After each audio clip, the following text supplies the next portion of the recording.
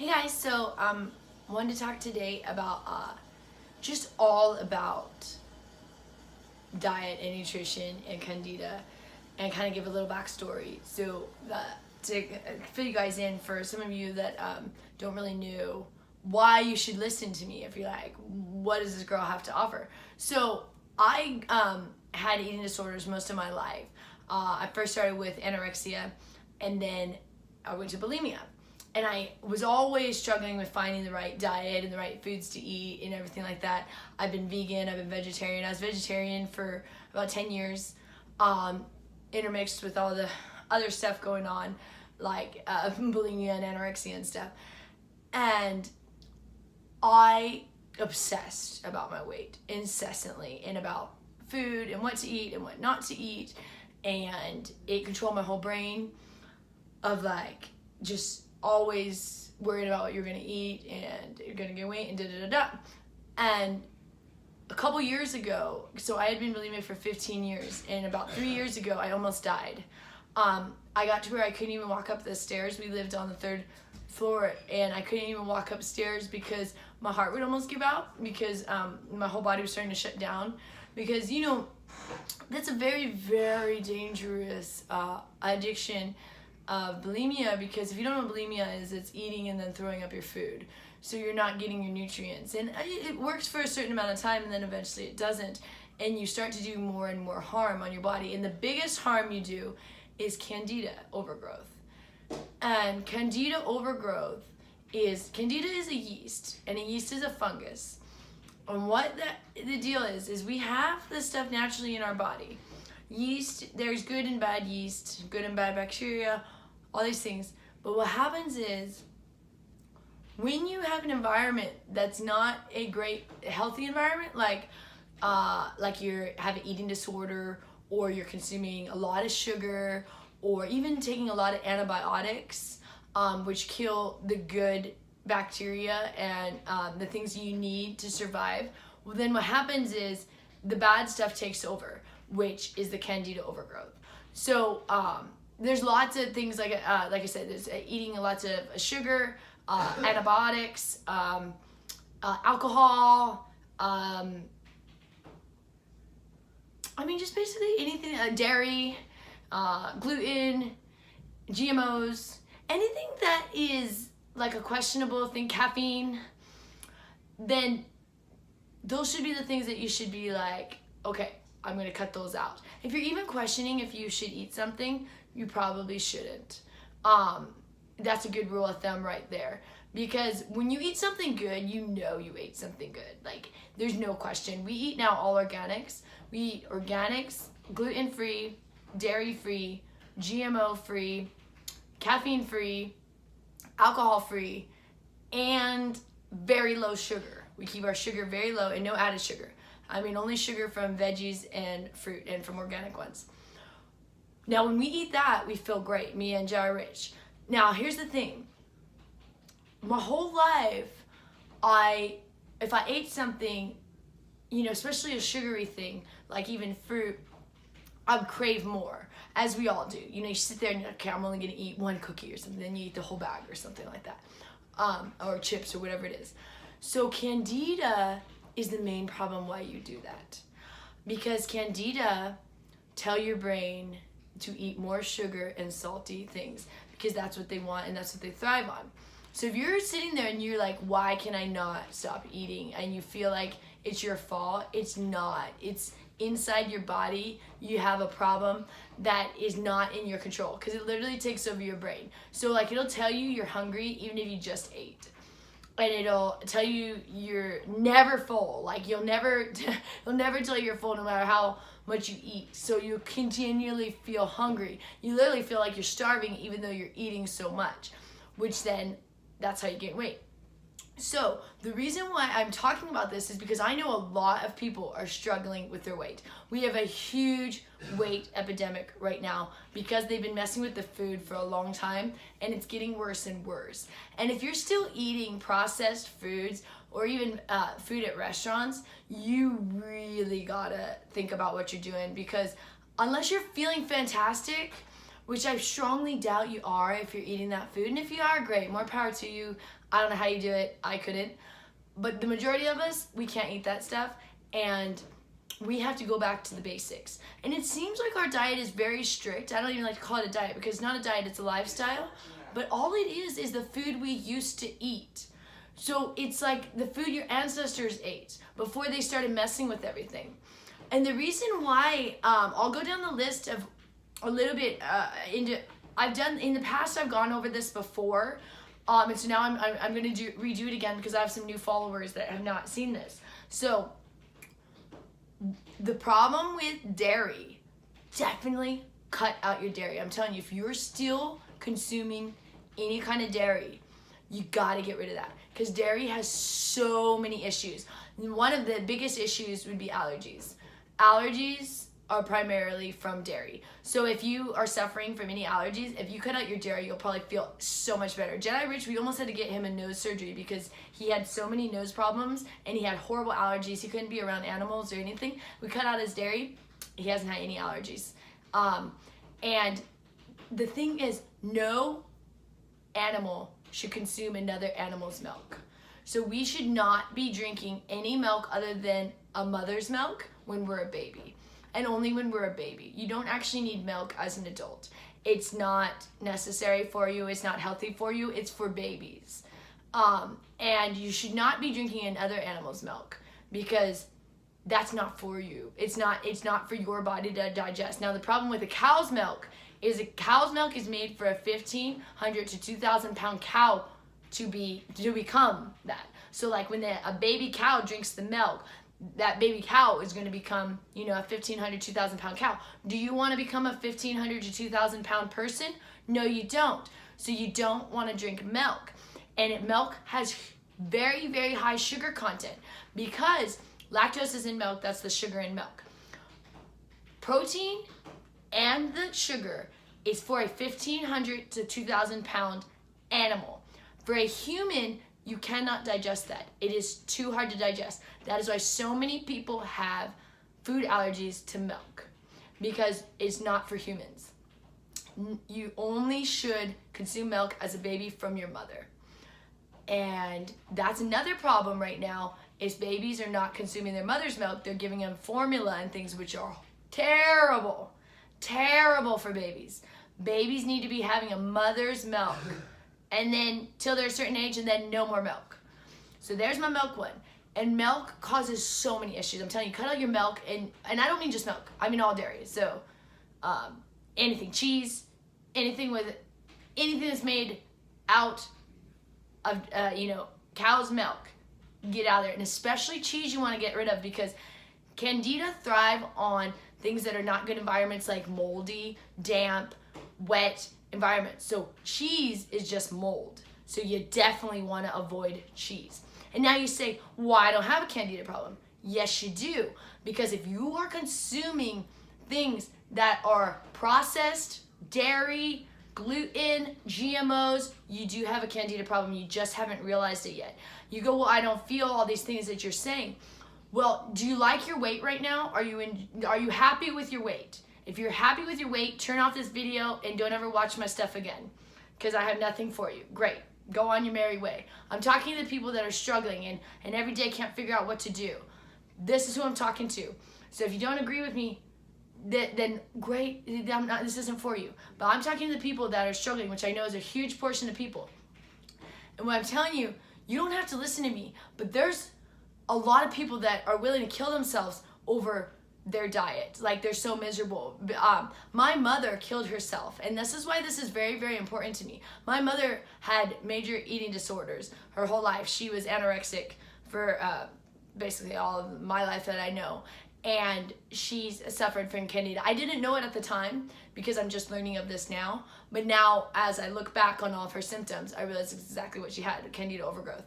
And what happens with Candida Overgrowth is it actually leads to depression.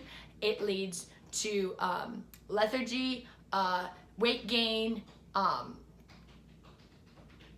headaches, brain fog, nausea, yeast infections. I mean, you name it, a lot of things. And they are thinking that even Candida overgrowth is associated with schizophrenia, bipolar disease, ADHD, all of these things, and I agree with that. My mother was supposedly bipolar, which we didn't know that. She never told us that. I found that out after she died. My grandma, I guess she had told my grandma, was the only one. But I don't think she would, okay, she was bipolar in the sense of, yeah, she fit those qualifications, but the reason why she was bipolar was from this Candida overgrowth. So I don't want other people to keep killing themselves over being depressed from the food they consume and the caffeine. And you guys, caffeine, you gotta, I mean, here's the thing. This is a process. You can't cut out everything I say right away because you just won't be able to function. All these things are very addictive, so you have to take them off, like peel off the onion layers. And I would say, if you can cut out caffeine right away, do it. But if you can't, save that one till later on, because that's a tough one. I waited to cut that one out, that last, because I loved caffeine. I was the biggest coffee addict. I worked at a coffee shop from the time I was 15 and in high school, and I was like obsessed with coffee. I started drinking coffee when I was 5 years old because my mom was a single mom and we had to work. She had to be to work at 5 a.m. So we had to get up. So she would give us coffee in the morning. So from the time I was 5 years old. So I was highly addicted to caffeine, and I just quit a year ago. Actually, in March, this March will be a year that I've been off caffeine. And I'm telling you, caffeine, you think is so wonderful for you. You think it's creating you to not eat or weight loss. But the problem with caffeine is every time you have a cup of coffee, it raises your blood sugar. And I don't mean just a cup of coffee, any caffeine. Well, what happens when your blood sugar gets raised? Your insulin gets raised. What happens when you kick off insulin is it tells your body and brain to store fat. So every time you have a drink of that caffeine, you're telling your brain to store fat. So you think, I'm gonna have this coffee and it's gonna suppress my appetite. But at the end of the day, you're gonna tell your body to get fatter. So I'm telling you, caffeine, you gotta throw it out the window. But you might have to do it further down the road. Because like I said, there's those, I would recommend, okay, if I were to give you a list of what would be the best things to do first, this is the way I did it. I'll let you guys know the way I did it. Okay, the first thing I cut out was alcohol. That one, without a doubt. If you're still drinking alcohol, man, I don't even know what to say about that. This is 2019. Alcohol is terrible for you. You gotta quit the alcohol. You'll never be happy with your weight or ever be healthy if you're still drinking alcohol. Alcohol is poison. You're putting poison in your body every single time you drink. That does not make sense. Would you drink a cleaning solvent by choice? Well, you are if you're drinking alcohol. I mean, the people that become really strong alcoholics can even drink rubbing alcohol. It's the same thing.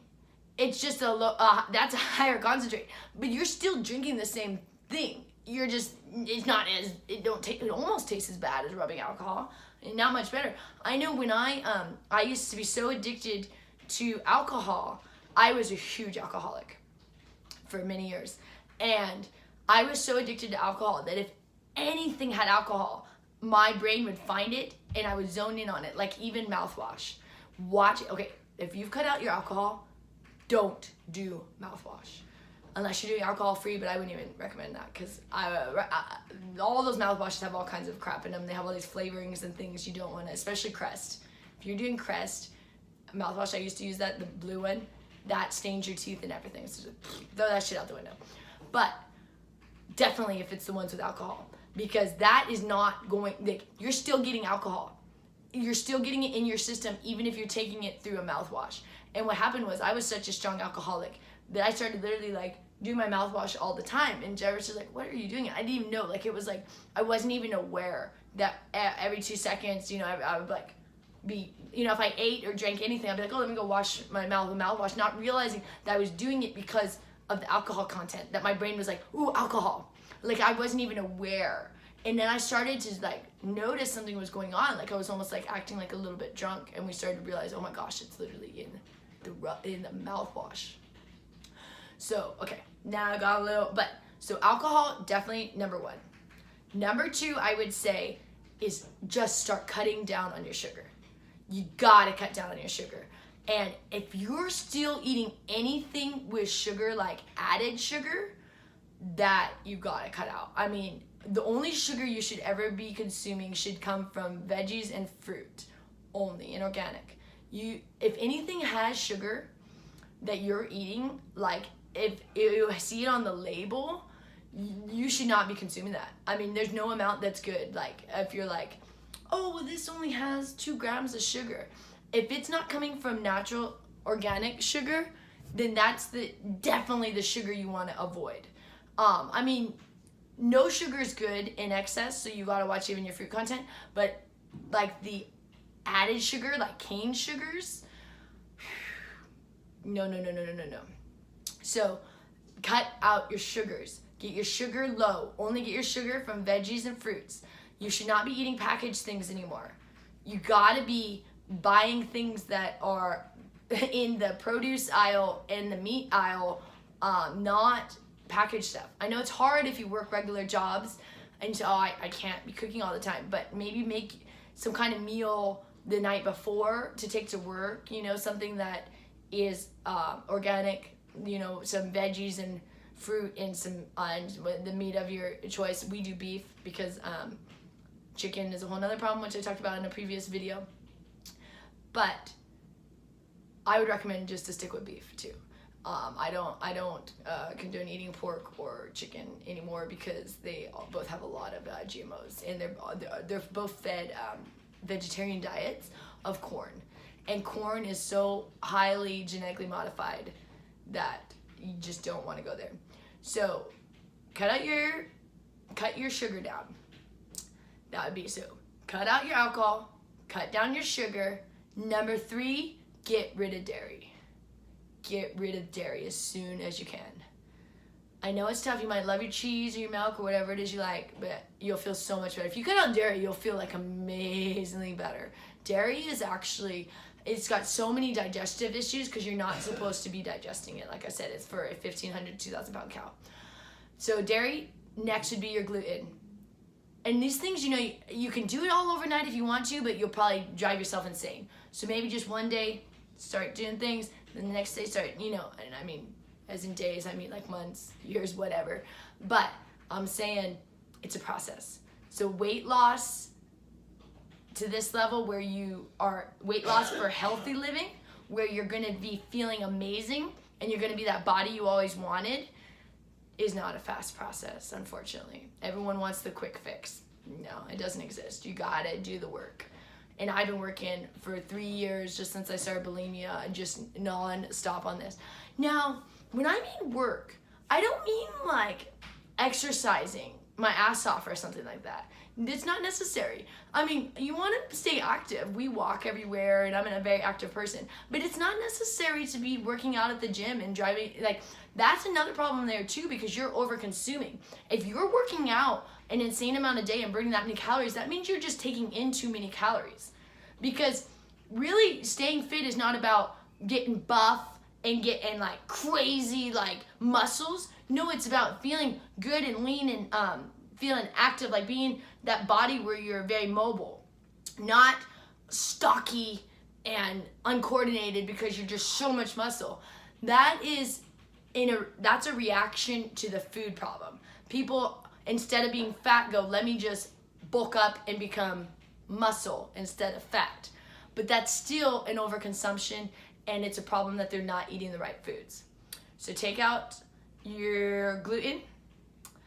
Then, well, I would honestly say probably, if you can, go to organics right away. But not everyone can afford that right away. So that's why I say, until you've maybe taken out some of this stuff, organics might be a little bit too expensive, because what happens is you got to bring it back down to the basics. Once you get it down to the basics, you're not going to spend that much because you're not going to be eating as much. This is the misconception. People think organics are way more expensive. They're not, once you figured out how to eat them properly. Because what happens, people think organics are expensive when they're still consuming the way they did with the other food, in indulgence and overconsumption. Then yes, organics can be very expensive. But if you're eating what you should be eating, organics are not any more expensive, because at the end of the day, you're going to eat less than you ever did before. But some people, when they first start, they're going to spend, their bill would be too high on the organics because they're not used to not eating as much. So they're going to overconsume. And then, so that's why I say, depending on your financial, if you can, switch to organics right away. If you can't, cut out the gluten, the dairy, the sugars, and then work your way towards organics, to where once you've kind of adjusted the amount you're coming in, taking in, then you can afford organics. Now, if you have unlimited income, switch to organics right away. Seriously, that makes a world of difference. And the other one is GMOs. You gotta cut out the GMOs, which most organics, those go hand in hand. Organic is supposed to be GMO free, but it's a little touch and go. So the more you can find the labels that say GMO free is always good too, because I don't always trust that all organics are GMO free. So I really try to make sure I see the labels. There's that a GMO verified, no GMO verified project. They put that on a lot of labels, and no GMO and stuff. So if you look for those, but if you have the organics and it doesn't have that, and if you don't have the option, then you should be fine. But you'll see as you kind of start feeling around and seeing what works best for you. But if you want to know what I eat, I eat organic beef in the forms of either hamburgers. I make these beef balls in the morning. It's like our breakfast. And we also eat steak for our meats. So, and we do stews. But it's all beef. So we either do a beef stew, steak, or like hamburgers. But now, hamburgers are just the patties. We're not talking hamburgers with your bun and stuff. No, you can't be eating breads. If you're eating breads, forget about it. You'll never get rid of your Candida problem. You gotta cut out bread. I mean, no, don't even bother with gluten-free bread, any of that stuff. No. You shouldn't be eating breads or grains. You gotta cut it out. Just if you want to feel better. This is why I'm telling you guys this. You don't have to listen to me, but if you want to feel better, there you go. So you got your organics, GMO, and then at the last, I would say, cut out your caffeine. If you can cut out caffeine earlier, do it. But here's the problem. If you're not used to not having your caffeine, you're going to be insanely tired. So if you work a regular job, you're probably going to have to wait until you're feeling better to cut that out. Because every one of these layers, you're going to feel better. So that's why I say do it in pieces. So you'll be like, wow, I do feel better once I cut out dairy. Oh, wow, I do feel better once I cut out gluten. But if you do it all at once, you'll be so exhausted, because you got to get your body, you've been probably eating poorly most of your life. Now, you got to retrain your body. So, caffeine, out the window. But all of these things, like I said, it's a journey. Unfortunately, there is no fast weight loss, health tip that you're going to be skinny instantly, because those don't work. This is a lifestyle change. And this is about your health even more than your weight. When you cut out these things, you're going to make your life so much more enjoyable, because what is life if you don't feel good? It don't matter, you have all the money in the world, if you don't feel good, and if you're feeling fat or sluggish or depressed, what good does money do? It does nothing. Or family, or whatever it is that your drive is no satisfaction if you're not feeling good. So this is why this is very important, and I'm telling you because I struggled for years with it. I'm just now getting over this Candida Overgrowth from like a 3-year battle. It wasn't a fully, it won't be 3 years for you guys because I already did the work and now I'm telling you what to do. The 3 years for me was figuring all this out. I literally did all this by trial and error. Of let me try this, let me try this, let me try this, let me try this. And then that's why now I have my list of things. Those were just because I tried each thing. And then I had Jedi Rich try them. And he fought me on some of them too in the beginning. He's like, oh, I don't have a gluten problem. Because we're told that the gluten is just if you have a gluten intolerance. Well, everyone has a gluten intolerance. You should not be consuming gluten. So, anyways, okay, I'm going to close this one up for today. I'll be back again with more stuff because I really love this, but this is getting long. So, all right, guys.